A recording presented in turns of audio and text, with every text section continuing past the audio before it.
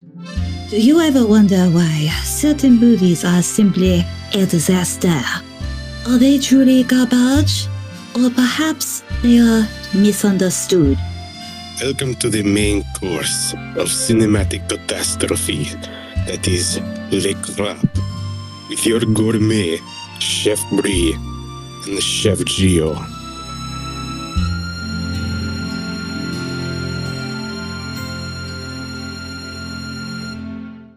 Hello, guys. Welcome to another episode of Lay Crap. My name is Bri. Ooh, and I'm your ghostly host for the evening. God fucking damn it. God. Yeah, happy Valentine's Day, everybody, by the way. Oh, and happy belated birthday. So it is Gio's one day late birthday episode. And to celebrate, because we record in StreamYard, I have a ghost background on there because I'm like, you know what? Fuck it. Let's just lean into it. So, anyway, we're doing Demon House, aka Ghost Adventures the movie. Oh my god, you have no idea how long I've been waiting to talk about this, to talk about like ghost shows and paranormal investigating. Oh, I have been waiting so long. And it's kind of fitting in a way that it's this week. I swear this was not planned out, but last night I watched Mint Phantom's jazz concert live. I went to bed at like 1 a.m. So like, I don't know why my birthday weekend has just turned into like the ghost hour. I mean, I'm not going to complain. No, I wouldn't complain either. But for me, this is going to be a wild experience because there's a couple versions of Demon House. We're watching the one on Tubi, so we have no idea what version we're getting. And second, other than watching the original, I think, season 1 intro of Ghost Adventures from like 2008 or whatever, and like that weird like snippet of like when one of the Ghost Adventurers, his wife, was part of a murder for hire plot. So other than that, I know jack shit about Ghost Adventures. Yeah, that's where I come in because over the years I've watched so many episodes of Ghost Adventures and its various spin-offs and pretty much every paranormal show that came after it, which took a lot of influence from it. Oh boy. And fun fact, they also did an episode out of a house in the old fairgrounds near my house. Also, you know what's another fun fact? Didn't you say one time you actually went ghost hunting? Oh yes. So when I think I was really young when I think I was a teenager when we did this. So me and my family went to a vacation up in St. Augustine, which for those who don't know is pretty much the oldest it's the oldest city in America, basically, that's been continuously inhabited, European based anyway. And with that comes a lot of reports of like spooky stuff. So the Ripley's Believe It or Not Museum back then, I don't know if they still do, but they would host ghost tours where you would basically drive around in their little train around town and do some ghost hunting. And let me tell you, paranormal fans, I didn't see shit. Oh, I'm gonna get so spicy in this ep. I'm just warning y'all I'm now. looking forward to it. And you know what's funny? The only ghost you know is me. Which, fun fact. This is like a little me story. My story is far less interesting. But my name, because for those who don't know, back in the day, Gio and I met over at Bleach Wiki. And my username for Bleach Wiki, and also in some form, is Lemur's Rule or Crazy Lemur. Which, for those who don't know, Lemur is actually kind of, translation's not the right word, but it comes from the word lemora, which means ghost. So basically, that's why lemurs are called lemurs, because they sound like little wailing ghosts. So that's why I've been haunting Gio about listening to Charlie XCX for the last 2 years. Yeah, well, I've started repaying the favor by telling her to listen to Mint Phantom, so we're kind of equal on that. But actually, sorry, I'm just so amped for this that I'm forgetting how to talk. You're actually not the only ghost on Bleach Wiki, because remember what Colin's nickname was from the podcast? God, shit, I forgot that. The shithead ghost. Oh dear. Oh god. We'll have to remind them of that. Say like, hey, dude, we know you're getting married, but you'll always be our shithead ghost. Always be our shithead ghost. Oh man. All right. So let's talk about demons and devils for a second. All right. So, oh god, like I said, my notes were spicy on this one. I had to divide this thing up into different parts because there was just so much to talk about here. Oh, so you're saying this is the JoJo's of episode notes? Oh, God. Yeah, that would be the greatest plot twist of all, that ghosts are actually stands. I mean, maybe they are. Maybe it's Araki's using his secret vampire powers to control the ghosts. Damn it. I knew it. All right. Before we start getting sidetracked. What are you talking about? This is sidetracked the moment I hit record. All right, Eddie Hoosie. So, part 1, the travel channel goes to the ghosts. So, this might shock y'all, but once upon a time, the travel channel was actually dedicated to talking about, travel, vacation spots, exotic locales, things like that, and not men running around in a forest late at night reacting to every single little noise with, bro, what the fuck was that? And as we spoke about in the Mermaids the Body Found episode, just like every other WB Discovery channel, its focus has completely shifted over time.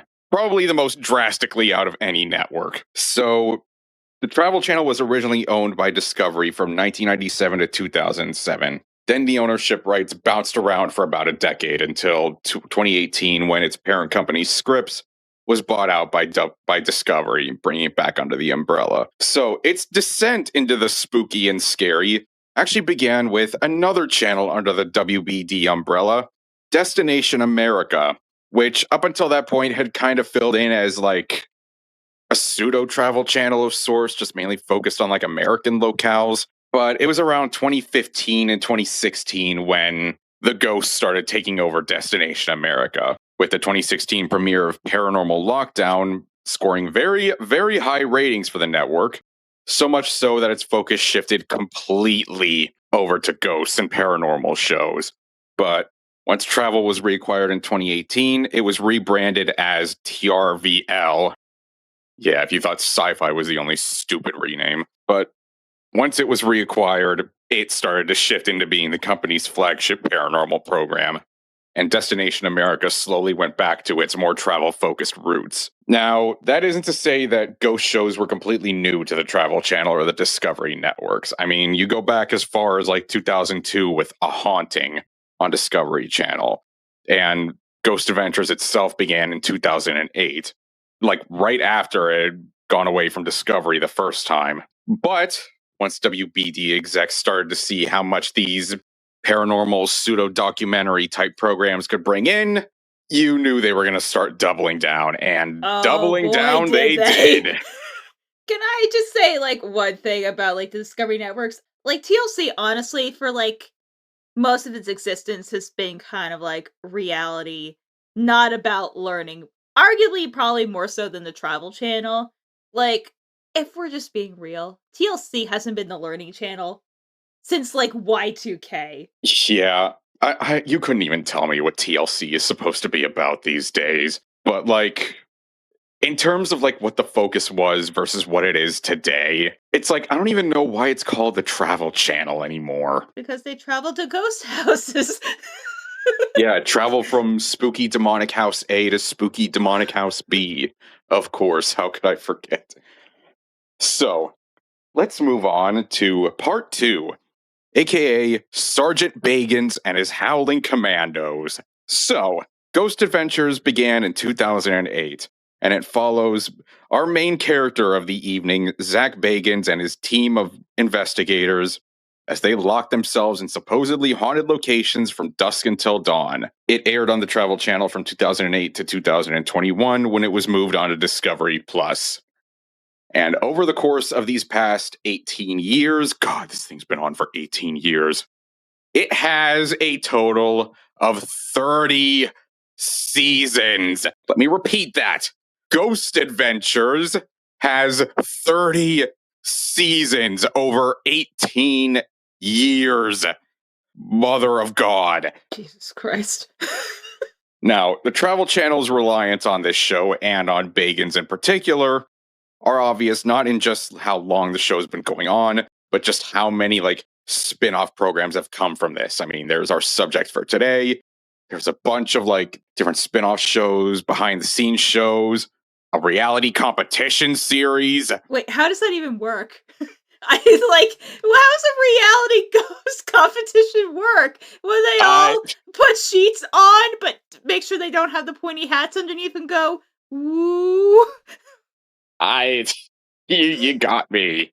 The central point of all of these is that every single one of them was hosted by our good Mr. Bagans.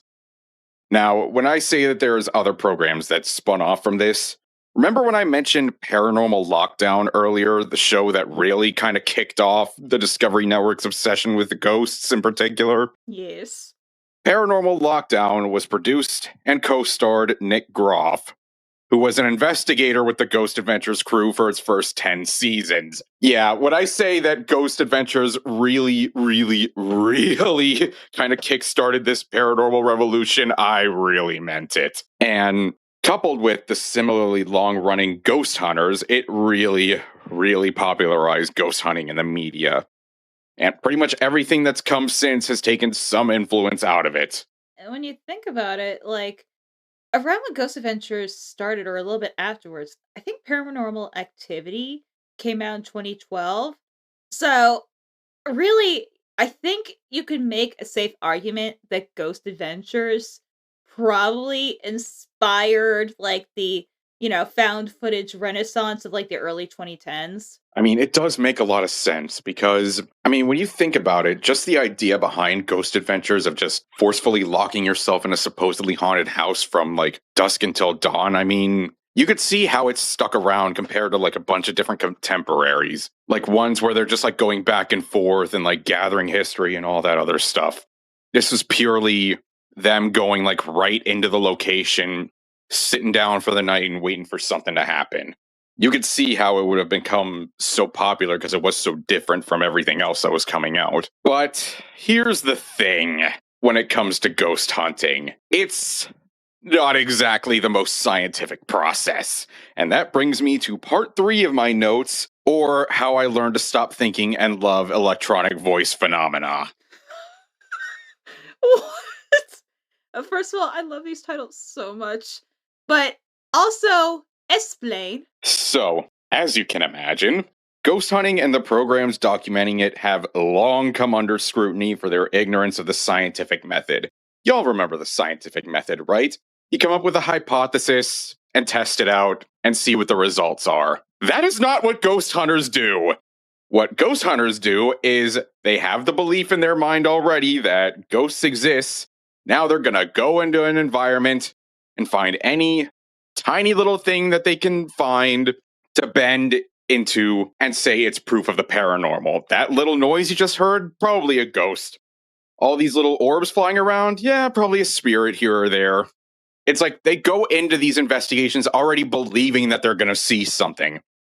It's not, hey, I think this might exist. Let me go in and try to document it. It's, I know this exists.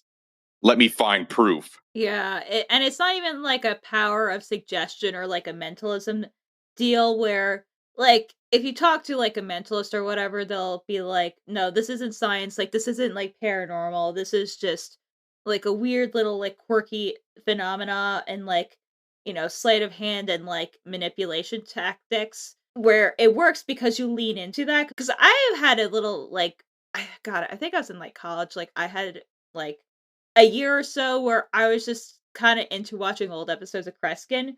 So stuff like that and the paranormal and weirdness like that, and just, how the human mind interprets things has always been something that's personally been interested to me because it's like, wow, like not even so much the actual thing happening, but like how our brains work. This feels like my brain will not work. Yeah, because here's the thing. So many of the things that they say are like proof positive that ghosts exist are like so easily explainable. Like take like cold spots. Like there is no proof that the air being colder in a location is proof that there's a ghost standing there. Or how about the most famous one, the orbs, where you see like people taking video or pictures and there's like orbs flying around. You know what those actually are? Dust particles or bugs. The EMF detectors that they love using, they could pick up any like wayward electrical signal. It's not specifically related to ghosts. Yeah, I mean, you could buy like those little electrical like detectors or like get a sound signal from like Etsy because I have a couple of like electric microphones that can pick up electrical signals. Like that doesn't mean shit. And as for the supposed voices that the ghost hunters would hear on like their little recording devices, those could easily be like radio interference. And you want to know how I know that?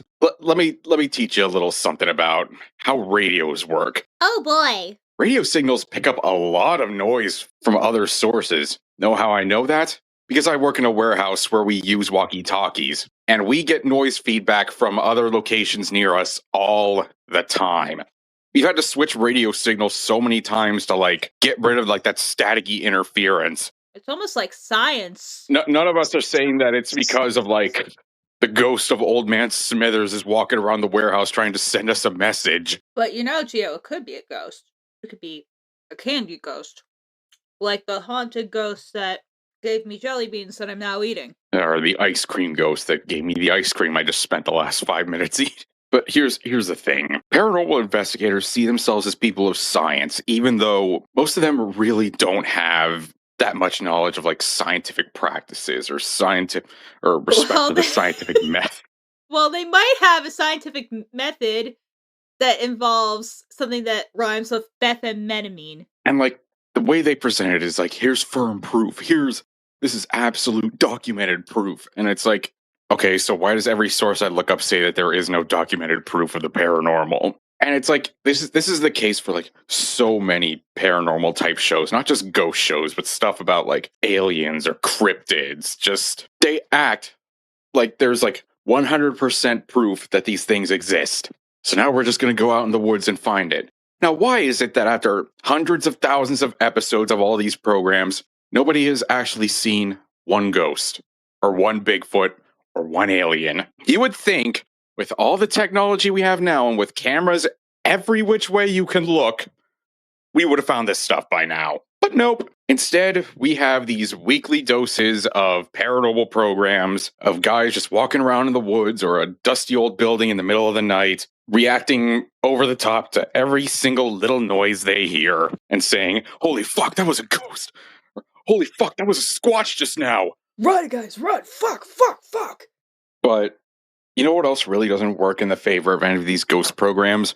The magic of editing. So you could have an instance of like, oh, my back is burning up. Oh, my back is burning up. And they like rip off their shirt and you see like these scratch marks on there. And it's like, you know how easily one person could stop the camera, scratch their back, feed starts again. Yeah. It's like, there is absolutely like zero reason to take any of this stuff at face value. It's peddling pseudoscience is what it is. Where they treat it like it's like absolute fact. So basically the modern Discovery family of networks mantra. Yeah, pretty much. It doesn't have to be factual if it's making us money. Wait, I forget, History Channel's not owned by Discovery Channel, right? I want to say, I've assumed yes because of their descent into like extraterrestrial stuff. For some reason, I don't think they are. Let me History Channel. Yeah, no, it's different. So it's actually owned by A&E Global Media, which I totally forgot. Half of it's owned by Disney. Jesus. I mean, I had always kind of assumed because of like its descent into like extraterrestrial stuff. But then again, sometimes when I turn on the television and I see like the History Channel, like they'll actually have their educational stuff on. So I think they had their alien phase, but like not so much anymore. If it was owned by Discovery Channel, it would just be the Alien Channel now. Yeah. No, that's what I'm saying, but honestly, their descent has kind of been, like, way more insane because at least with, like, the ghost hunting, you say they're traveling to different locale, so maybe if you squint very carefully, you could see some educational value saying, "Oh, people are learning more about America." But aliens, no. Yeah, it was basically the same vibes as the mermaid documentary where it's like they were presenting this like alternate history or like aliens were like influencing everything. It's just no, stop it. Cease this at once. But that brings us to part 4 of our presentation, our featured presentation. Oh yeah, we actually have a movie we're watching today, and not just shitting on ghost hunting techniques. So, Demon House began production in 2015 and took 3 years to complete, either due to staff members quitting or being fired. There's drama with this? Oh, well, we'll get to that. Oh boy. Oh my god. I am like so excited. You know, some girls for Valentine's Day, you can get them chocolates, give them a nice dinner. I want to hear about Ghost Adventures. That's my ideal evening. And I am here to provide, my lady. So, this documentary revolves around a specific haunting case, the Ammons haunting, where in 2011, Latoya Ammons, her mother, and 3 children allegedly experienced demonic activity in their Gary, Indiana home. The claims got national attention, and as you can imagine, also got pretty heavy scrutiny. To start with, the children's physician visited the home and experienced nothing paranormal, and he referred to their behavior as delusional. There were claims that the daughter levitated off of her bed, but those got undermined by the mother saying that, well, implying that she had thrown herself upward. While a report that DCS agents had witnessed the youngest boy walking up the wall by himself forgot to mention that his grandmother was actually holding him up and helping him to do it. Oh my god. Oh yeah, this is a messy one. So, as I had just mentioned, DCS was called on the family in 2012, with agents believing that the children were being coached and manipulated by their mother. They had missed several days of school, which the mother had credited to being because of the paranormal events, and both the landlord and prior tenants, and tenants that came afterward, hadn't experienced anything. The landlord himself believed that the mother was using the paranormal activity as an excuse to avoid paying her lease. Oh, so this is gonna be fun like this. Okay. Now, the family moved out. Our boy Zach Bagans purchased the house in 2014, filmed the movie in it, and then demolished it in 2016 after filming. Which, here comes my rant, because using the logic that ghost shows have made, this was the absolute stupidest fucking thing he could have done. Does Zach Bagans hate ghosts? Because you hear these kinds of shows say repeatedly that destroying the house doesn't remove the activity, it'll just move somewhere else. And it's like, okay, if these were like rookie ghost hunters, you might have been able to explain that away, but for somebody who had been working in the paranormal for as long as Zach Bagans has to make that decision to just destroy the house, yeah, doesn't make much sense now, does it? No, especially because I'm judging from the title that I don't know if you've ever watched any of Buffy the Vampire Slayer, but like you're assuming that this house is built on like a hellmouth. So, what exactly would destroying the house actually do other than piss off the ghosts? Yeah, like I said, it doesn't even follow its own logic. Now, here's where the drama comes in. So, in my process of doing notes, I will usually first scour both Wikipedia and IMDb to see what people be saying. And when I tell you that there's some spice on IMDb about this movie, Oh? because even though the critical reception is fairly lukewarm, it has an absurdly high user review score. Out of the 497 user reviews that are on IMDb for this movie, 273 of them are a 10 out of 10. Yeah. Let that sink in for a minute, okay? Yeah, methinks this is not a Cory in the House situation, like the Cory in the House, the game. I think at one point it's the number 2 highest rated game of all time on like Metacritic. methinks there are paranormal forces, aka bots, behind that. Yeah, because if you look at all the reviews, it's like they're all using similar language, they're all a few sentences long, all of them are glazing Bagans to no end, and were done by, at the time, new accounts with just the one review to their name. The other users on IMDb believe that this is either a marketing firm, people being paid off by Bagans, or maybe it's even Bagans himself with multiple accounts. Who really knows? But I mean, you just look at that and it's like, there are some all-time masterpieces that don't have that many, like, perfect 10 out of 10 scores. I mean, 273 out of 497 is a lot. Yeah, that is absurd. So, yeah. Oh, and just to point this out, is that even though I have watched a lot of paranormal programs and, like, Ghost Adventures and, like, it's been a few years. I mean, I remember pretty much all the tropes, but I haven't actually, like, sat down and watched it in a while. And I haven't watched this movie in its entirety. So this is going to be a new experience for me. Oh, it's gonna be an even more new experience for me. I'm gonna be like Madonna, like a virgin for the very first time. You know how we know it's gonna be good? Because even with our little, like, off-camera talking, this intro has taken 40 minutes to record, so we're off to a fantastic start. Oh, this is going to be a fun one, isn't it? Oh, I think it's gonna be special. So, I guess let's dive into this paranormal portal of madness. So, Gio and I are gonna watch this completely scientifically accurate, totally real documentary. And as soon as we're done watching it, we'll give you our thoughts after we play the trailer dribbly do. Excellent. Excellent. I'm Zach Bagans. I'm one of the world's leading researchers on ghosts and demonology. And this film is cursed. A story about a demon possession makes international news. Now look at one of the most documented cases of demon possession and exorcism in recent history. The next day, over the phone, I buy the house, sight unseen.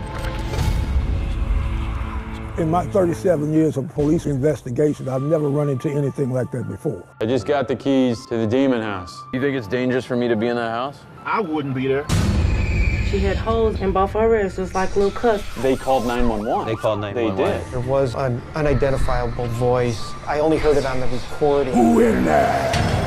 Something came back. I don't know if it was that demon, but something came. I put the crucifix on her head. She began convulsing. There was a 6 engraved in our back. I hear you in certain. I'm waiting on the police to come. What just happened? You attacked Jay. If people are making this up, I'm gonna catch them. Why is it spiking you like this? We were just around my house and we see 3 police cars. This is what it all comes down to. There was a face. It doesn't want me, it wants you.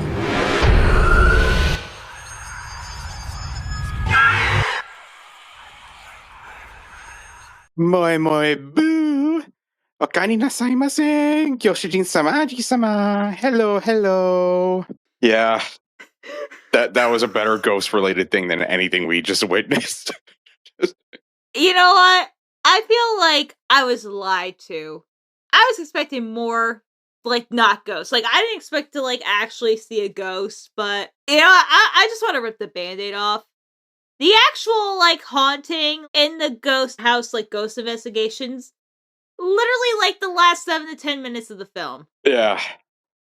I've already said this a couple of times to Bri, like, before we came back, but this was absolutely worse than the mermaid documentary. At least things happen in the mermaid documentary. But you would miss Zach Bagans' active, like, Oscar-winning line deliveries of, "Get the fuck away from me." Yeah, "Get the fuck away from me. I have permanent damage behind my eyes." And then shit got real. Oh my god, there are some good ones. This is the one that really fucked me up. It's like the girl who played Kathy Earnshaw in Wuthering High School. I am so sorry. Yeah, I'm Your sorry. performance we were is so not the most mean to you. monotone one I've ever seen. No, like, girl, I'm sorry.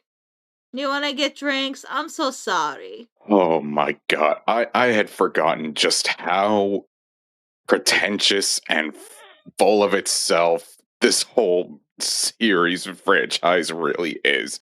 Because holy shit. I joked. Like, it was about, like, my dog farted and then thought I was a ghost.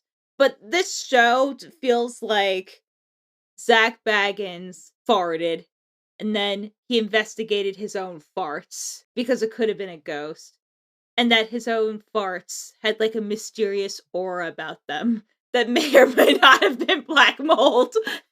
And like he analyzed it with an EMF detector and saw that it was like 2.5 octodecillion mega milligauss or whatever the fuck they called it. Jesus Christ, this. Like, honestly, I feel like we had more fun just like dunking on it. I always knew that was going to be the case. I knew that our fun was going to come from shitting on it. I mean, the leaps and logic that they take. And you know what the sad part is? Like halfway through, they even acknowledged the fact that a lot of people called this a hoax and even offered up like other explanations and even brought up one big explanation that probably was the real explanation of it all and then proceeded to ignore it the rest of the way. Yeah. Well, I mean, we'll talk about it more when we go to our plot analysis of it because we don't want to spoil it. Yeah, so we start with their oh god. Oh yeah. There have been a few times in this podcast where we had to pause after just like 30 seconds because the opening frames were just so ridiculous. This might be the record for fastest pause button we've ever done. I think it might be like second. Like, I think the first might be the Paul Lynde Halloween special, but this was fucking close. Because the opening disclaimer of this basically came with the warning of demonologists say that demons can like attach themselves through electronic. Oh yeah, I actually have the whole thing because I had to send it to like my one group chat. I tried to do it serious, but now that I've read it, I'm gonna try to get through it again. I'm gonna try to stay composed. Okay, so we're gonna do our big like ASMR voice. You know, we're gonna be so super serious about this. Warning. The following documentary may not be suitable for all audiences. So I'm trying to do it, man. I'm trying to do it. This film shows real people, places, and events. I'm really trying, involving alleged demonic possession. Demonologists believe that demons can attach themselves to you through other people, objects, and electronic devices. Oh, okay. So like 8 out of 10 in the delivery. I didn't die as much that time. It was an 8 out of 10 on the demon scale. Oh, that actually is an actual thing. No. It's 8 double space 10 on the demonic scale. Jesus Christ, what a fucking mess this was. So this brings up one major point about all this. That opening disclaimer basically tries to insinuate, hey, if you watch this, you might get possessed by a demon. And throughout the movie, our good Mr. Baggins reiterates, I think this film is cursed. Well, Zachary, pray tell then, if you think this film itself is so dangerous and so cursed and so risky, why the fuck did you release it? Yeah, why'd you just pull a Ringu on everyone? And I, like, joked in our commentary, like, if you did that and you knowingly, like, sent, like, essentially, like, a demonic, like, hacking or, like, attack, I'm like, that's basically demonic domestic terrorism. I love this Oh my warning. god, no, pause it. We need to analyze this. Okay, hold on. All right. Can I say it in my dramatic, like, ASMR adjacent voice? Go for it. Okay. Warning. The following documentary may not be suitable for all audiences. This film shows real people, places, and events involving alleged demonic possession. I'm sorry, I need a second. Okay, Bri. Demonologists believe that demons can attach themselves to you through electronic devices. Oh, I can't do it. I was doing so well. I can't do it. So let's God, from the first frame. Oh my god. So what this thing is trying to insinuate now is that if we watch this documentary, we'll be cursed. Is that it? So that opens up just one tiny little question. It's let me see. Oh yeah, then why show it? Why put it online for people to watch? Yeah, like this is Ringu. Like low key, like this is like ghost domestic terrorism. It's like, bro, when I say that these TV ghost hunters don't even follow their own logic. If you're saying that demons can attach themselves through electronics, which how the hell does that even work? They're ghosts. They can do anything. They don't have a body. Ooh. And also, I am so sending this. So I'm like, oh, I'm in for a time. Because then everyone's going to be like, Bri, are you okay? I'm like, no, my mental health is not good. I'm watching the fucking Ghost Adventures movie. I wish we had watched the Japanese horror classic House. Because, boy, I have a feeling like that's going to be my thoughts. I would have much rather watched House. I would have rather watched House MD. I can do a Hugh Laurie impression. So, you put an electronic thing up your ass. Spicy. God, I miss House. It's like, why would you? If you think that a demon is going to attach itself to me by watching this, why would you put it up? It doesn't make any sense. Yeah, and then House would make a joke about, there must be a ghost in my house because all the Vicodin's gone. God damn it. Yeah.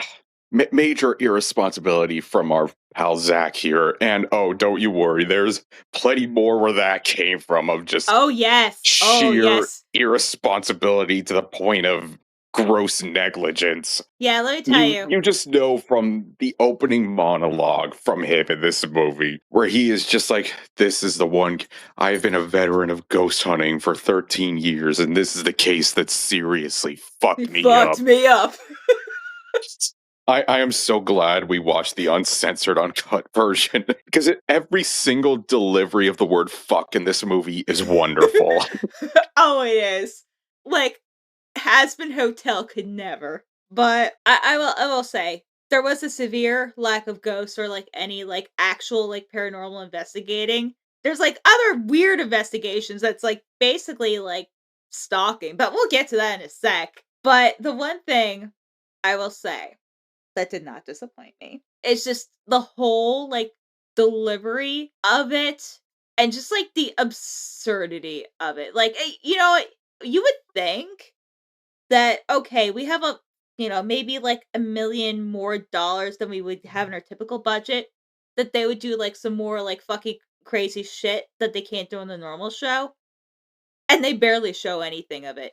But it's just, like, Zach Baggins just, like, so far up his own asshole. Yeah, like, it feels like it has slightly higher production value than your average Ghost Adventures episode, but all the usual, like, over-editing and, like, ridiculous acting, and yes, Zach Bagans just being so overly dramatic and, yeah, dare I say it, arrogant about all of this. The words that you all should be thinking of throughout this whole thing are arrogant, pretentious. It's so fucking ridiculous. It's like halfway through they try to like present all these other like logical explanations for it to try to cover their own ass, and then just immediately just fall back onto like, yeah, this is clearly the paranormal stuff.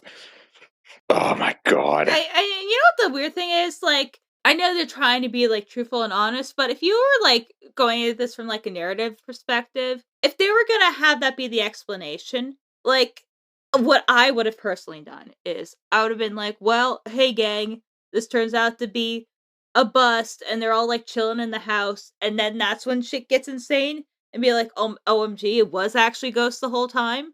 But they don't do that. But yeah, we'll get to it when they start like offering up the explanation, which they then ignore, despite the fact that it is clearly the reason that all this shit is happening. So what we get is it starts off with Zach Bagans buys the demon house. We hear about like the Ammons family, their experience and everything. And basically, Zach is like, well, we wanted to interview the Ammons family, but they're not returning our calls. This is bullshit. And proceeds to stalk them. Basically, like, tracks down their new address and like tries to like hound them to like talk to them, which they don't agree to, but like the brother does. And like they start relating like all this stuff about like how the kids started acting up and like being all aggressive and he was like, yeah, like they don't want you in the house because, you went in the house, so they don't want you in there. And then you find out later that they kicked the brother out of the apartment because he had contact with Zach. They think that something from the house attached itself to him. Jesus Christ. Instead of like the actual reasoning of like, dude, you went behind our back and you're bringing bad vibes. No, it was the demons. This has all the hallmarks you would see out of any of these other ghost hunting shows, is that other logical explanations are presented, yet ignored in favor of the more sensational. And he even at one point is like, I don't want to do any of that sensationalist shit. But that's exactly what this is going for the like sensationalist angle of like, yeah, it could be this more like boring logical explanation, or that's pretty much all it boils down to is, yeah, it could be this, but that would be boring. So, I mean, do you really want to believe that? Also, I'm going to ask a really naive and dumbass question, but has there ever been an episode of Ghost Adventures where they conclude that there aren't ghosts and they come at it from like a more analytical angle saying, oh, there is explainable phenomena? So I have seen some episodes where they would see like some kind of phenomena, but then after like slowing down the cameras, they would see like the orb was just a bug or like it was some like other outside noise causing something, and they would say, all right, that's debunked, it's not a ghost. But as far as saying, yeah, no, none of this was actually true or anything of that sort, I mean, there's like 30 seasons worth. So I can't really say for certain because I'm not insane enough to watch all 30 seasons of Ghost Adventures. My God, like, if you did, I would be concerned for you. I'd be like, dude, I am breaking you out of your house. We're going to find you a safe place to live because this is not a good environment for you, my dude. But yeah, as far as outright saying that, no, there's no hauntings, this was all bullshit, I can't say for certain, but probably not. No, like, I was just kind of curious because, I mean, that'd be interesting. Like, because to me, then it would make, oh, what if the ghosts were real? If they put in, like, some, in like your data, like just to kind of like balance it out a little bit, saying, well, these were false ones, but these have some stuff that's not explained.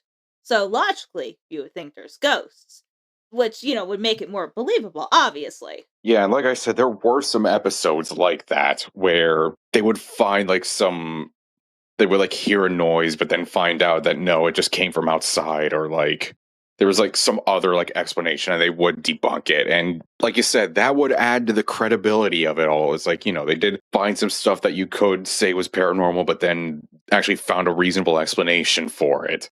But then there was this other stuff that you can't really explain. Like, if they did that sort of thing here, then okay, but they really don't. Like, they offer up the reasonable explanations in the middle and then just ignore them the rest of the way. Yeah, and it just, they said fuck a lot, but honestly, I was expecting fuck to be said a lot more. But, I mean, when the F-bombs did come, they were wonderful. Oh, no, definitely. 11 out of 10. But regardless. And 11 out of 10 on the demon scale. Yeah. Oh, well, we're gonna we're gonna have to explain that. So, one of the cruxes of this whole thing is Mr. Baggins opens up by saying that he had a dream of this 12-foot tall, like, goat man, and that, like, after he walked into the house, like, he gets a call from, like, it gets like a quote-unquote psychic, which, by the way, all these psychics that they love bringing on these paranormal shows are their own can of worms. But then he's like, and the text message is just so wonderful too. Yes. Where he was like, I saw this 12-foot tall thing being huge. And it was like an 8 out of 10 on the. You know what? I can recite the whole text. Because you struggled to do it, but I'll say, hey, bro, hope you're alright and not possessed already. Just got off the phone with Adam Bly. Be safe. Saw visions of this demon being very, very large, almost like a hulking type figure. Horns turned back and centaurian feet. Be careful. Adam thinks it's an 8 space out of 10 on the demonic scale below Satan himself when it comes to possession.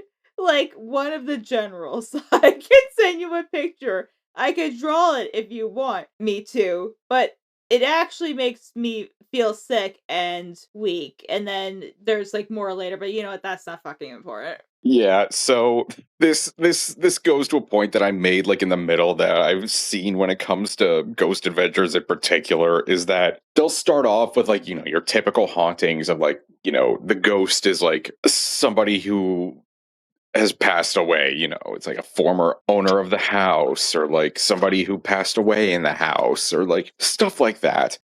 But as time goes on, they start focusing more and more and more of like, no, this place is haunted by demons. And then they start going into, no, it's all these high ranking demons. And it's like, do Satan and his generals have nothing else better to do than just finding these random houses in the middle of nowhere to just fuck around in for a little while before they get kicked out by an exorcism or something? Like, are they really that bored? Like, you would think, like, if they had to be stuck in the middle of fucking Gary, Indiana, they'd at least go to Michael Jackson's house.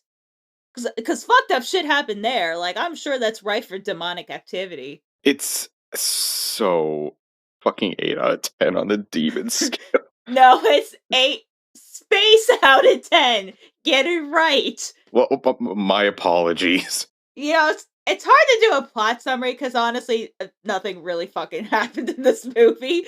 Yeah, because like your typical episode of Ghost Adventures is, they find out some history on the place, they find out about like some of the stories of like some of the hauntings of the place, and then they do their overnight lockdown. This was basically just a lot of like stalking people and then people like getting sick and like overreacting to shit, and then the last like 7 to 10 minutes is like Zach finally like locking himself in the house and then he gets fucked up. But like there's just so much nothing that happens here, and that is the worst thing that you could ever say about something trying to be scary, is that it's just not. Yeah, like honestly, this reminded me more, one of my favorite movies, Orgy of the Dead, in that nothing like fucking happened. Like it felt closer to that than like a Paranormal Activity. Oh yeah, for sure. And I think that's also why we resorted to just shitting on everything and making our own fun, because the movie itself was just not giving it to us. I mean, that could have been because there's an animal that died under the porch, but okay. And a couple clairvoyants claim that the house was home to 200 demons. Pause. Wait, hold on, wait. Pause. First of all, I feel like demon landlords or the demon health inspector would be like, oh no, the demon fire marshal be getting there going, hell nah. Like you could have 999 happy haunts in the haunted mansion, but that bitch is a mansion. You're telling me that like a fifth of the haunted mansion is in this nothing by nothing house in fucking Gary, Indiana? I call bullshit. 200 demons in this one little shitty house. Oh, I think this is going to be one that breaks us. We're only 7.5 minutes in. This is like our 4th or 5th pause already. I know. God this might be good. a legendary. This might be a legendary one. Oh, I think it is. Oh no, it sucked balls. It sucked ghost balls. Oh no, I'm sorry. It sucked ghost orbs. Yeah. So you go about like interviewing like some of the DCS people and like some priests who worked with the family, and this one cop who talked about how like they went in the house and like they went to the basement and they found like this dirt mound beneath the stairs, and oh my god, when I tell you that this movie makes so many leaps in logic. So they start digging up this like dirt mound and they find like these random like scraps of things. Like they find like a nail, they find like a couple of old socks and like some women's panties. And anybody else would think, okay, you know, these are just like old leftover clothes that they just forgot about or got rid of or something. But you want to know what Mr. Officer decides this means? Yes, we should enlighten people about that. So this officer of the law, who has been on the force for, by his own admission, decades, sees these things, and rather than assuming that it was just, you know, leftover clothes or something, he decides this must be a portal to hell. We only assumed, because we had no expertise, that this was a portal to hell. On what grounds? Upstairs, something begins No, we have to fuck. No. It was a 7 or 8. I lost track. Why? So they find just these little scraps, like a little discarded nailed old socks and whatever, and they come under the assumption, oh, this is a portal to hell. Then the Walmart parking lot between all the weaves and shit must be like Satan's asshole. Walmart parking lot, every time you'll fucking find the weave in there. Jesus fucking Christ. Am I wrong? Oh my god. It's like they find the most innocuous things and have to make the most over-exaggerated assumptions about it. Oh, there's a little women's panties and some children's socks. Maybe they just lost their laundry one day. Or a raccoon took it. Nope. Portal to hell. Your mother sucks cocks in hell. Your mother plays card games in hell. Oh, Jesus fucking... There's a 5 for 30 sale at Victoria's Secret. To be fair, you have to have a pretty high IQ to understand Rick and Morty. Spitting pea soup everywhere. So let's just go for education. So basically, we've established that the portal to hell could be either a random house in Gary, Indiana, or a Walmart parking lot. I mean, either one's just as likely. Oh, you know what? My Walmart's probably a portal to hell, because not only is my Walmart located literally next to the fucking dump, and there's like seagulls like always surrounding it. It turns out they did an excavation, and they built it on like all parts of the Erie Canal. So like I think they like worked around it or put like historical markers.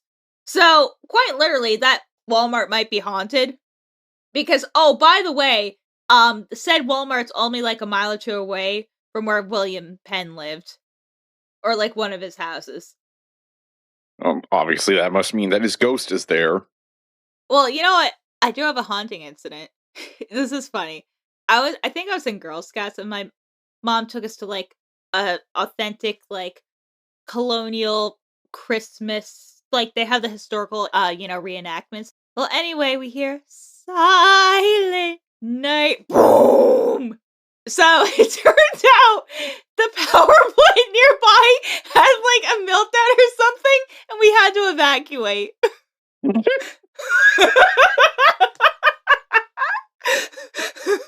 That is not where I thought you were going with that.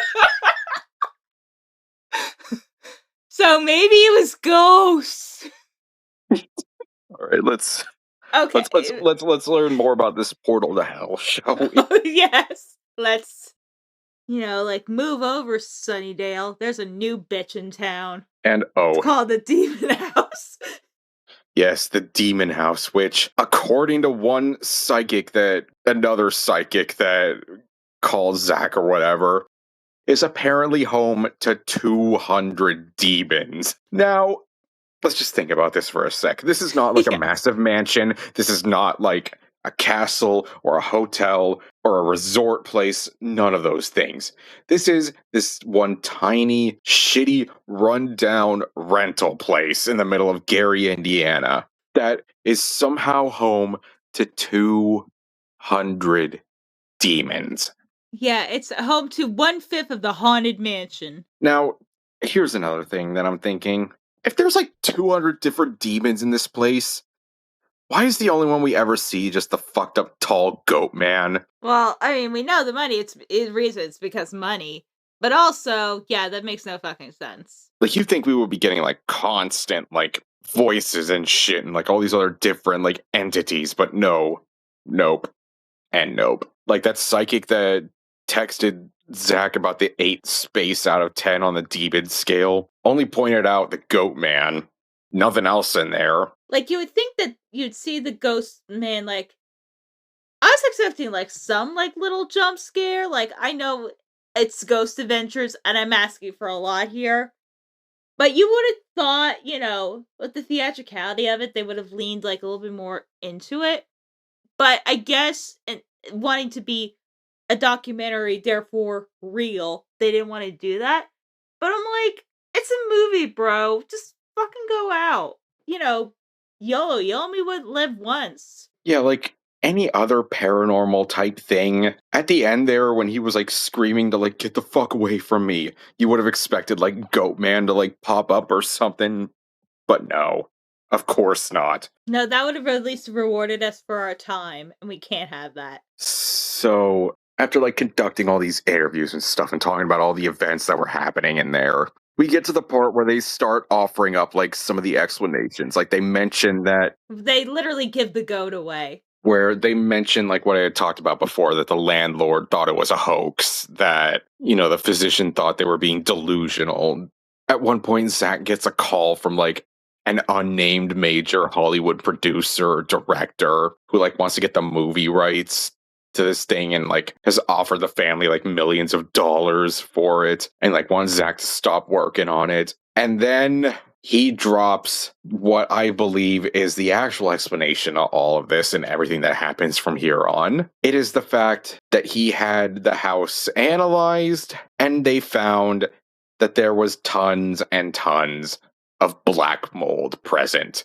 And asbestos. Yes, keep this in mind for everything that happens from here on out, because it shows not only complete ignorance, but also what I believe to be gross negligence. Because immediately after this revelation... Yeah, because if you were to believe that this takes place in chronological order, blah, God. Yeah, if you are to believe that you are finding out all these things in chronological order, the fact that he keeps not only going into the house, but bringing other people in, including children, then that is irresponsible at best, horribly negligent at worst. I am shocked that he wasn't sued by anybody that he brought in there. Like, I can't say for certain if he was aware of the black mold before bringing all these people in, but if he was... Yeah, yeah.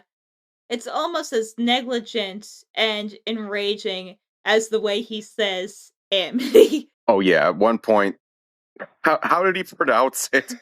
Like, when he's talking about like the Amityville horror, he says it like in this weird way of like Amity, or I don't even... I think it's Amityville. Amityville. Almighty. I'm one of the world's leading researchers on ghosts and demonology. And this is the case that really fucked me up. This is the case that really fucked me up. The story was huge. It was the next Amityville. Amityville? And I went all out. Amityville. I had plenty of researchers and a great crew. I thought I was going to crush this story. Can we pause? Can we pause for a sec? Yes!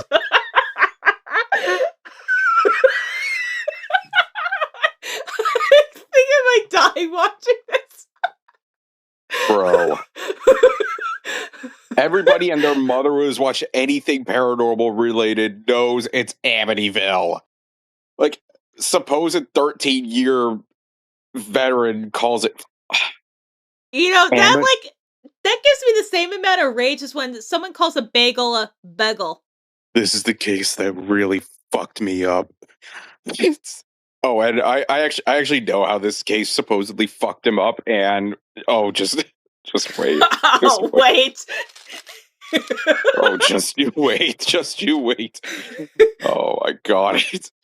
I feel like a giddy schoolgirl. Not even a minute into this. It's gonna be a travesty. It's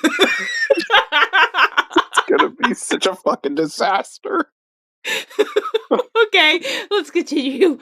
Yeah, so we are just we're real cooking here. We're just cooking, 5-star meals in like the porta potty. So this is what is so infuriating, is that halfway through this, he offers up the most likely explanation for all of this, and then we just proceed to ignore it the rest of the way in favor of, this is clearly all the paranormal stuff. Ooh. Yeah, for like another agonizing 45 minutes. So immediately after this, a former tenant of the house and her kids stop over, and again, a reminder, this is right after he says that he had the house checked and found there was black mold. He lets them in. They start walking around the place and they start talking. And when he asks her, like, hey, did you ever experience anything in here? She doesn't really say that much. Only that, like, a friend of hers, like, reported hearing footsteps at one point. And then also a dream she had about her brother dying, which would later end up happening. But it's like nothing that you could outright say is, oh yeah, this is obviously like paranormal. And you want to know what comes of this? So a couple of days after interviewing this lady, she calls him up in a panic because her daughter just attempted suicide. Yeah, it's like they're so nonchalant about it too. You know what's really crazy is that there are so many episodes of Ghost Adventures where Zach in particular is like going so over the top and yelling and all this other shit. He is just so like dry and like unreactive to everything. Like, here's like my conspiracy theory. I think he knew after he purchased the house that this was probably going to be like a bust, and especially when he saw like legally that this was going to be like a nightmare, especially with like all the structural and inspection problems of the house. Honestly, I could see that being the case because even like at the very beginning, like they had to kick some squatters out of the house. Like structurally, just all the attention. Oh yeah, this house was a disaster. Yeah. Like, it is shocking that more people did not get sick from this house. Like, you start seeing such a long list of all the afflictions that people got. Like, we're talking, like, loss of blood flow, problems with their eyesight. This one guy that Zach brings in to, like, analyze the, like, electromagnetic fields or whatever starts having these really, really, really bad reactions and, like, has all this severe organ failure. Like, the one cameraman starts, like, coughing up blood. And Allegedly. We don't actually see it. And then even Zach himself ends up with a permanent affliction at the end. And it's like, if we are to believe that this all happened in chronological order, he let all these people into this house, including himself, with all this black mold and asbestos fucking around with them. I don't even... Yeah, because you would think if Discovery's legal team got wind of that, they'd be like, no fucking way. It's like, why even make this? Like, after finding out all this horrible shit about the house, why let people into it? Which is like my belief that it was shot out of order. And I think the reason why the camera crew mysteriously vanished is that Zach realized, fuck, like, I can't have all these guys in the house. Like, this is just, like, a lawsuit waiting to happen. Yeah, because this was just a really, really, really just awful condition house. Like, it should have been torn down, like, long before. Like, people should not have been allowed to live in there. Yeah, like, if anything, like, that family involved should sue the landlord, because it is basically one step above a slum. But, continuing onward, so, as I said before, Zach brings in this other investigator who is like checking all the electromagnetic fields. Like there was this There's this one moment where Zach looks like he's gonna jump him. Yeah. And he tries to look like all like tough and mean and scary and like, but it just comes across as if he's just about to lunge at him and go, boo. Yeah, like, boo. I'm Zach motherfucking Baggins. Fight me, bro.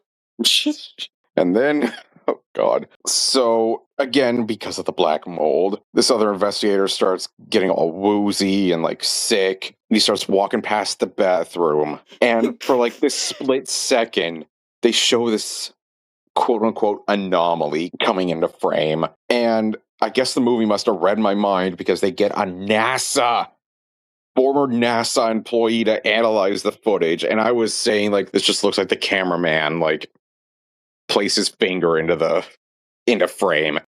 But then the NASA guy just immediately went like, no, I don't think this was like the cameraman's hand or anything. Yeah, like NASA, like, look, we know the current administration's gone like downhill, but this was before that. We are supposed to believe that just this random like thing that again looks like a gloved finger just coming into frame is like, oh, that is the closest we come to an actual scare, by the way. Yeah, like, this movie's not remotely scary. Like, other than the cursing, like, you could show this movie to a young child. What happens from here is, and I'm just completely glossing over the fact that, again, like, the woman he had talked to, like, her daughter attempted to take her own life, and, like, they are, again, trying to insinuate that it's something to do with the paranormal and not, like, the black mold or, like, you know, typical teenager mental health issues or anything like that. No. So they perform an exorcism on her because, of course. And then after, like, the incident with, like, the cursed finger or whatever, and then they all go back to their hotel, and that's when the cameraman starts acting up. Yeah, which I feel so bad whoever was the night manager at that hotel. He must have been going like, what the fuck's going on, and gotten so many complaints. Like, poor guy or girl or non-binary pal, like, holy crap. Yeah, so camera dude just starts, like, apparently puking up blood and, like, starts cursing up a storm and is like, whoever's following me around is a bitch. Fucking at one point, like, they're filming him in the hallway and it's like, if this dude was puking up blood, call an ambulance or something. Dude probably has polyps or some shit. Like, get him help. But no, rather than doing, like, the sensible thing like that, they just let him pitch a fit in the hallway for a little bit, filming him on their phones, and Zach at one point was just like, bro, what the fuck is wrong with him? In, again, the most nonchalant, unemotional way. And then, like, the camera guy even insinuates that he saw the goat man. And what was it, in, like, the elevator or some shit?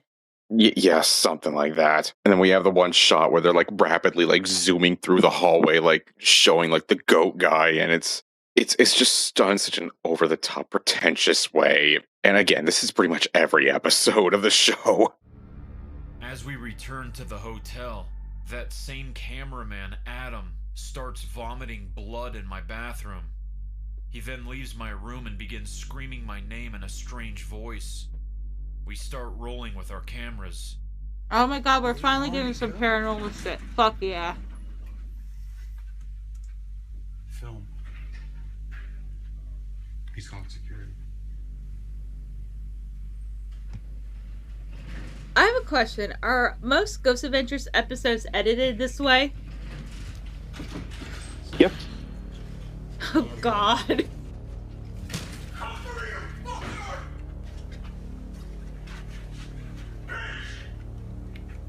Whatever is affecting him, he's taunting it to do more.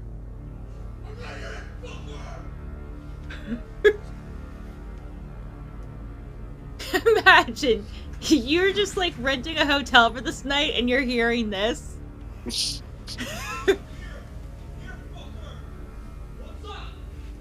And then you call hotel management and they're like, dude, I'm so sorry. Not gonna fuck with me like that. Fuck that. What's in the elevator? Nothing. It's a bitch. If there's anything here, it's a bitch. Everything here's a bitch. Here? Fucker? Huh? What is wrong with you? Real convincing, Zach. Really, brilliant. Oscar-worthy response. The fuck's wrong with him?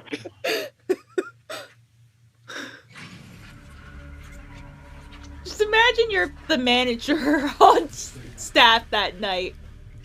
What do you even make of this? What's happening? What do you feel? Like you're fine in here? Just all of a sudden, like, felt like something was stabbing me in my stomach. I was throwing up blood. Press the button. Yeah, I was throwing up blood. Like, I love how nonchalant he is about. Do you think that shit's making you puke and all that? No, I don't. Just, you guys, can you just cut the cameras, man? Seriously. I think I see how this thing works, though. It's trying to draw you in, piss you off, and Like, that's been happening the whole time we come here. There's like these little pokes at us, like these little things. All right, like, it so like fucks with us, honestly, you know? between all of us, like, why the fuck would it fuck with me? Why the fuck would it fuck with me? Fuck with me. No, oh, I thought I was gonna open that up. There To was see a it. face. Just winning dialogue right there. What'd you see? There was a You know, face. you'd fit right in Has-Been Hotel, my dude. I think you know what I saw, bro. And then, like, we find out in the little epilogue that, you know, like 2 days after this little incident, they had to fire the camera guy, and apparently his life went downhill. So downhill, in fact, that he had the number. He had 666 tattooed on, like, what, his hands? It's just so emblematic of, like, how, like, cliche this all is. Because apparently also, like, the girl who tried to take her own life had, like, the number 6 carved into her back or something. Because of course she did. And, like, we didn't really react to it when we saw it, but, like, apparently, like, she had, like, 2 holes in her palms, and they were trying to insinuate that it was, like, evoking, like, the image of, like, Christ nailed on the cross or something. Like, it sounds insane, even in context. But again, it's just par for the course with how pretentious and full of itself this whole thing is. And then, as I had stated before, while this is all going on, like, the other investigator, like, had suffered, like, massive, like, organ failure. Again, probably having something to do with all that asbestos and black mold. I just, if they had known beforehand and they were still insistent on going in the house, why weren't they wearing masks?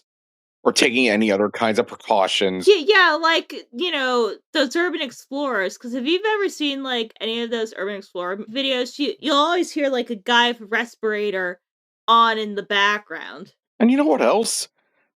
I've even seen episodes of Ghost Adventures where if they were going into, like, a risky, like, house or abandoned place, they would wear masks. I don't know why they wouldn't do it here. I have no idea, bro. And so, after this all happened, we finally get to some paranormal investigating. But what is it really? Zach does the genius thing and just boards himself into the house overnight. And he even says, like, beforehand, like, I know this must seem stupid. Because it is, Zach. Boarding yourself into a very unsafe, unhealthy, asbestos and black mold filled house overnight by yourself is very, very stupid. Oh, in the middle of a snowstorm, too. So then, you know, if heat builds up, congratulations, you have carbon monoxide poisoning. It's like he is very, very fortunate that the most that he ended up with was permanent eye damage, which, oh yeah, he gets permanent eye damage from this because of, again, exposure to black mold. Oh, God. It's like, this is less a paranormal documentary and more just somebody who huffs his own farts way too much, willfully exposing himself and others to black mold. And as is wont to happen, suffering very, very crucial consequences to his and his other people's health. Like, this is horribly, horribly irresponsible. But yeah, as you can imagine, in these 7 to 10 minutes he's in, they actually show him in the house, like, nothing's happening. Just, he's on the bed, just, like, reading. It's like, he hears a noise, and then, like, again, unenthusiastically, it's just like, you get the fuck away from me. Oh, and, like, at that point, we both broke into laughter.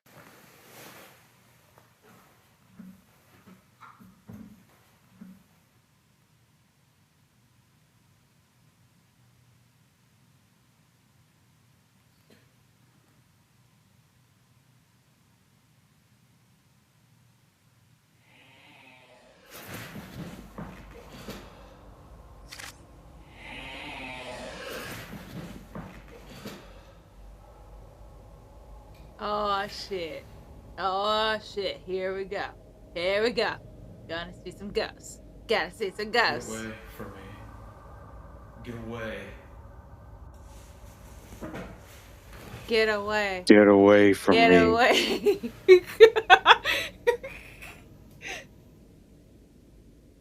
Back the fuck up.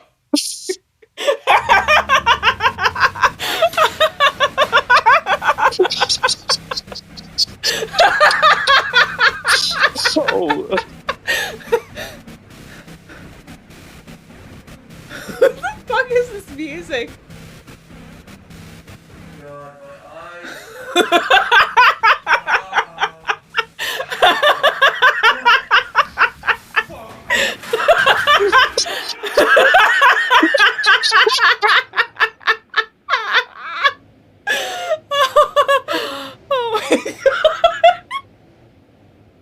The following day, my eyes begin to cross, resulting in double vision. And like after that, like some text appears on screen that he saw like a black mass come out of the wall. And that's when he says like he starts feeling the pain in his eyes, and then he finds out later like his eyes were crossed and like he's got like permanent damage now and he has to wear specialized glasses now. And that's when we finally get to the conclusion where he tears down the house. And here is again how they don't follow their own logic, because even at the like middle of the movie, there was apparently like a break-in attempt and the cops were called, and the cops like knew about the house's rep, so they wisely decided not to go in. One of them even said to Zach, like, if you tear down this house, what do you think's going to come pouring out of it? But, you know, he tears down the house because, again, massive liability. And even in his monologue, he was like, I don't want this house to hurt anybody ever again. But you know what he follows it up with? Yeah. He was like, but as a paranormal investigator and collector, I couldn't just let all of it go. So he kept some of the boards and some of the dirt, which he keeps in like a storage container or something.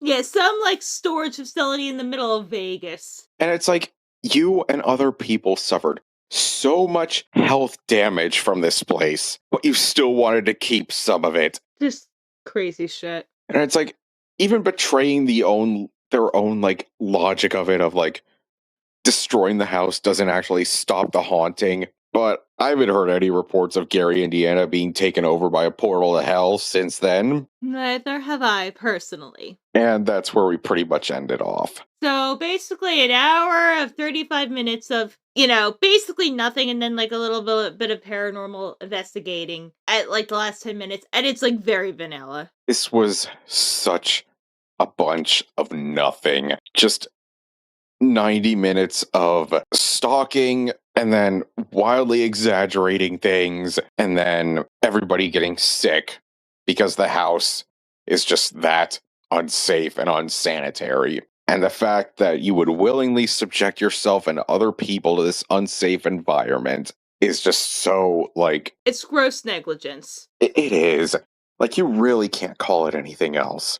They had to have known beforehand how unsafe this was. I am so shocked that apparently no lawsuits came out of this. I'm kind of curious. Maybe that was why it took so long for this movie to come out.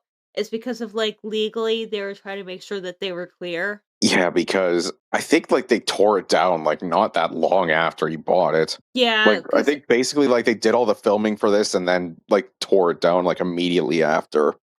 Yeah, I mean, if you're to believe the narrative of the movie and like the timeline, it would have been like within a very short period. I said this at the beginning that I think this was worse than the Mermaid doc, and not just because of the fact that the Mermaid doc things were actually happening, but it's just the Discovery Channel and the networks just insistence on all this like mockumentary, like pseudoscience bullshit. Just, I think this accentuates so many of the problems with these ghost shows, is that they are just so full of themselves, and so like, even when they present the alternative, more likely reasons for all this stuff happening, they just like gloss over it and ignore it. Because, you know, if there were these logical explanations, we wouldn't have a documentary, a series, or a movie. Which, to me, that I like disagree. Because it's like if you could explain stuff and then like the unexplainable. So, I would be interested in like, like if you've ever gone to like you haven't wrote it, but like in the queue of like Expedition Everest, they have like all these like scientific like explanations of like what the Yeti could be. But it's like these programs are just not interested in that kind of stuff. They just go in there like, yeah, we know all this paranormal stuff is real, and now we're going to find stuff to prove it. It's like, you can't approach a scientific investigation like that, where you so firmly believe that your hypothesis is true that you're just going to bend anything into suiting that narrative. And again, they don't even follow their own logic. Like, if you really think this house is so dangerous that you went ahead, broke one of the cardinal rules of ghost hunting, and just destroyed the house, why would you keep, like, dirt and, like, wood from it? Especially after your own eyes got fucked up from it. Yeah, which, like, we're just assuming that that actually happened for real and he's not bullshitting. But still, it's like, dude. It's so frustrating because they make the reveal about, like, the black mold and the asbestos, like, in the middle of the documentary and then just ignore it. But then, of course, that's going to be in your mind the whole time, like, when everybody starts getting sick. Like, what else are we supposed to think is happening? Yeah, it's like, oh, we have, perfectly sound, like, explanation, and instead of leaning on it to, like, oh, everyone's getting sick and now we have an actual, like, IRL problem, or leaning into the fact that it's like, oh, okay, maybe, like, all this is bullshit and people freaking out. But then the ghosts go, wait, hold my beer. It's like, if you give that kind of explanation in the middle of your documentary, and then all these things start happening, you can't just go back to the, well, clearly this is because of the ghosts and the spirits and the demons and stuff. And it's like, that's not how it's supposed to work. No. It's like, I am shocked they even, like, put in, like, suggesting, like, more reasonable explanations. I thought they would have just gone full throttle and said, yeah, no, it's all demons and ghosts. Yeah, like, it is, like, oddly like, huh, that's different, but it's also like, huh, that's really confusing, like, why would you do that at the same time? This was so rough. Yeah, no, this was a struggle to get through. It was so frustrating to get through. Like, yeah, we could point and laugh at, like, the underacting and just the absurdity and the pretentiousness of it all, but there was just so much here. Like, all these people suffering all these awful ailments because of their exposure to this house, it could have so easily been avoided. Like, there is no reason to subject yourself to that. Like, if you truly believe that there was, like, awful happenings going on here, why would you keep bringing people in? Yeah, like, you're kind of sick for doing this, dude. Like, why are you making people's lives shit? Especially the fact that he brought in those kids. Like, even if you didn't know beforehand that there was black mold and, like, all this other dangerous shit in here, you are acting under the assumption in universe that there is some, like, dark entity or, like, dark happenings going on here. Why? Why would you bring those kids in there? Yeah. That's the part that gets me, is you are either bringing them into a place with a supposedly dangerous entity inside, or you just brought them into a place with, like, serious health risks. Yeah, either way, it's, like, not a good look. Especially considering the fact that 2 days later, the daughter attempted to take her own life and, like, was apparently suffering all these other adverse effects. Again, there must have been some strong, like, contractual language involved in this, because I don't know how nobody got sued out of this. Yeah, that honestly is the most genuinely shocking part of all. Because, like, anybody would look at everything presented here and immediately go, yeah, people were getting sick, and you willingly let them get exposed to this kind of stuff. And possibly gave them long-term, irreversible health effects. Including yourself. I am shocked that they even allowed this to go through. I feel like this may have been a sunk cost kind of thing, where it's like, they already put so much time into it that they just had to push it to its conclusion. But again, if you supposedly think that this movie is film is so cursed and so dangerous, why would you put it out there? Why would you put it in theaters, on TV, on streaming services for people to watch? This is the heart of the problems here. if you supposedly think this is all so dangerous, why are you subjecting other people to it? It's like, you should have just left it alone, dude.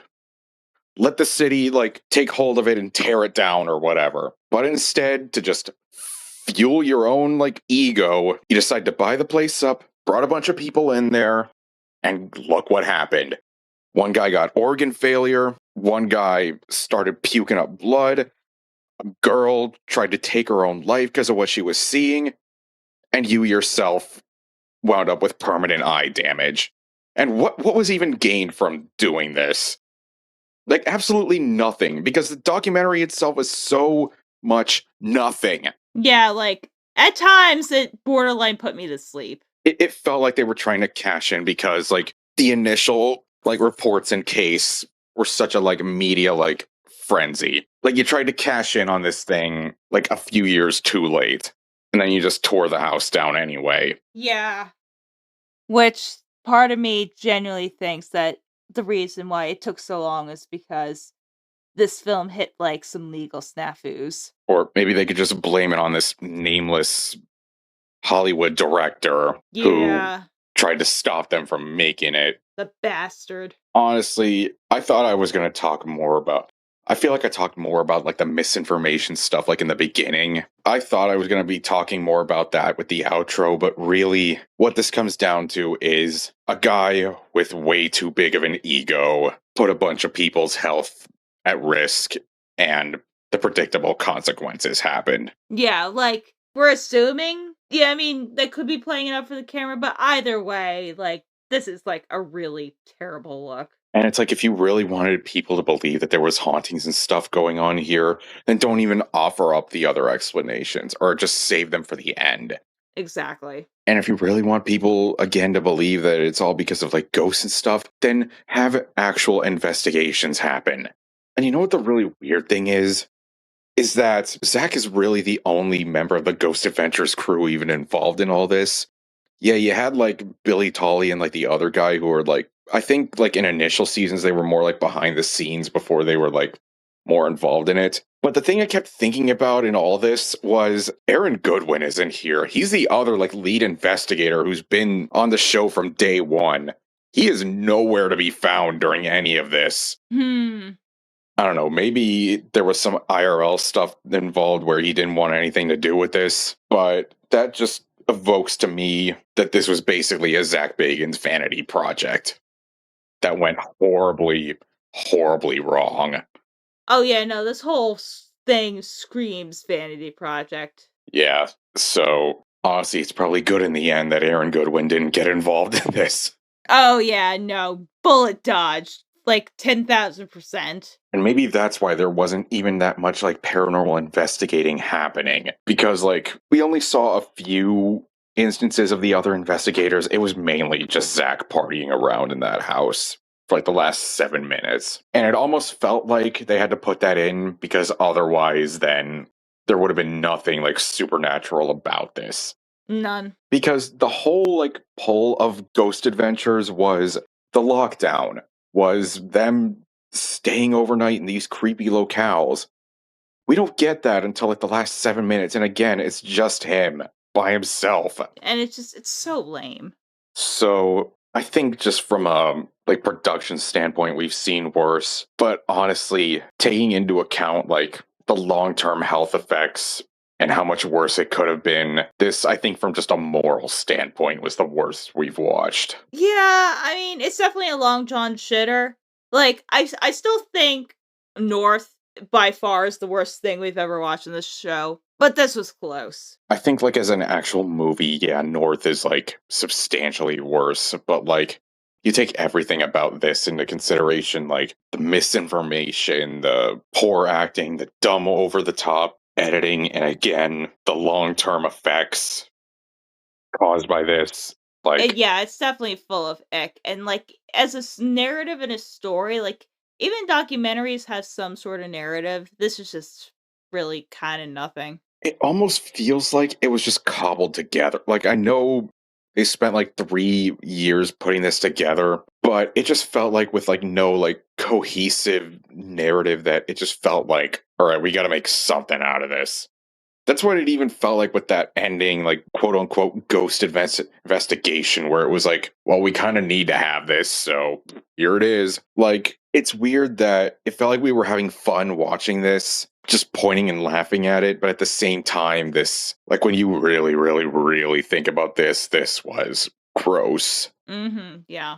No, I 100% agree. Yeah, I guess I just saved all my ranting about like ghost hunting and stuff for the beginning, because actually watching this, it's like, dude, you should have just either left this alone or just analyze the house at first, and then once you see like how bad it really was, just take it as a loss, tear the house down, and then just move on to something else. Yeah. So while Demon House wasn't anything like the Japanese horror classic House, which we're never going to review that because that's an actual good movie. You know, we can't have that here in La Crep. No, we have brand integrity. But yeah, this was just kind of again, I don't think this is the worst thing I've saw, but God, this was a slog to get through between like all the pauses. Oh, and I think this might be our longest time to record. Like, I think this is actually like the actual raw record time is longer than Scooby-Doo, because we have been recording for over 4 hours now, just to let you know the commitment that we do for you. Certainly more commitment than our friend Zachary, you know, and his little ghost adventures. Like, at least we deliver and not give you 7 minutes of bullshit. And I'm just going to say this in case anybody on the Ghost Adventure squad ever sees this or hears this. Guys, I actually do enjoy your show. As scientifically questionable as it might be, this was a major fuck up. Like, no question about it. Y'all had to admit that. Yeah, this is just no good. It's just, you know, based on what you're saying, I don't think it's an accurate depiction of, you know, your average Ghost Adventures show, you know, episode or whatever. It's not really a good paranormal movie. Like, it's not even really a good investigation. It's just, you kind of meander for like an hour and a half and some change, and then the credits roll. Yeah, this was a rough one. No doubt about that. Anyway, I think it's time for us to exorcise these demons. Gio, where can everyone find you? All right, so just an update on my social media. I finally made the decision to change up my username on pretty much every social platform I use, because Evie King 13 just feels a little too early 2000s YouTube screen name for me. So you can find me now at Captain Starbolt .bsky.social if you so desire. I have been gushing lately about the Mint concert, and I just got some Densetsu.exe merch in, which I'm really loving. So if you just want to see me ramble about my Oshis a bit, then yeah. And if you want to come to my demon house, you can follow me at crazylemur.bsky.social. I am also on Instagram at lemur'srule1, where you get the slightly more normal version of Bri, but not too normal because, again, brand integrity, something very important to me. But anyway, it's February. We only really got 2 episodes out this month. But don't worry, March, we have some treats for you. Oh, you guys are in for a treat. Oh, no, this is the real one. This is, So, next time, we have a real horror movie for y'all. Cat in the Hat.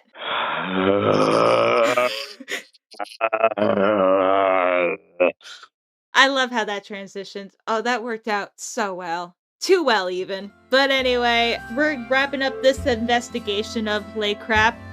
We'll see y'all next time. Bye-bye. Bye-bye.